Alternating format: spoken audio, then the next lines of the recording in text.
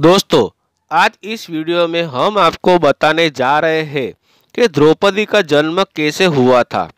दोस्तों, द्रौपदी अग्निकुंड से प्रकट हुई थी। इसके पीछे बहुत बड़ी कहानी है।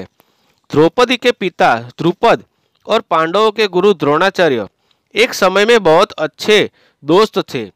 तब द्रुपद ने द्रोणाचार्य को यह वचन दिया था कि जब वह राजा बनेंगे तो उसका आधा राज्य वह द्रोणाचार्य को अर्पण करेंगे।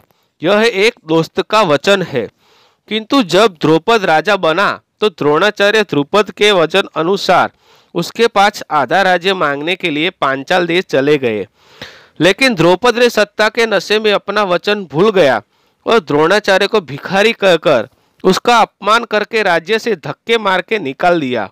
तब द्रोणाचार्य ने द्रौपद का अभिमान चूर चूर करने की ठान ली और उन्होंने राजकुमारों को पढ़ाने का आश्रम में कार्य शुरू किया। उनके वहां पांडव और कौरव के पुत्र अभ्यास करते थे। जब वह बड़े हो गए और उनका अभ्यास समाप्त हो गया तो उन्होंने गुरु दक्षिणा के रूप में द्रौपद को हराकर उसे बंदी बनाने की गुरु दक्षिणा मांगी। पहले कौरवों ने कोशिश की लेकिन वह हारकर वापस आ गए। फिर 5 पांडवों ने द्रौपद से युद्ध किया और 5 पांडवों ने द्रौपद की पूरी सेना को हराकर द्रौपद को बंदी बनाकर द्रोणाचार्य के सामने पेश कर दिया। तब द्रोणाचार्य ने कहा, तूने मुझे वचन दिया था लेकिन राजा बनते ही तू आधा राज्य दोस्त को देने का वचन भूल गया और तूने मेरा अपमान करके मुझे तेरे राज्य से धक्के मारकर बाहर निकाल दिया था। अब तेरा पूरा राज्य मैंने जीत लिया है लेकिन मैं तेरे जैसा वर्ताव नहीं करूँगा। मैं एक दोस्त की तरह आधा राज्य तुझे देता हूँ। इतनी उदारता के बावजूद भी द्रौपद को अपना अपमान लगा। उसे लगा कि द्रोणाचार्य ने उसका अपमान किया है और द्रोणाचार्य का वध करने का द्रौपद ने ठान लिया। लेकिन द्रोणाचार्य को कोई साधारण योद्धा नहीं हरा सकता था, इसलिए उसे कोई ऐसा पुत्र चाहिए जो द्रोणाचार्य को हरा सके।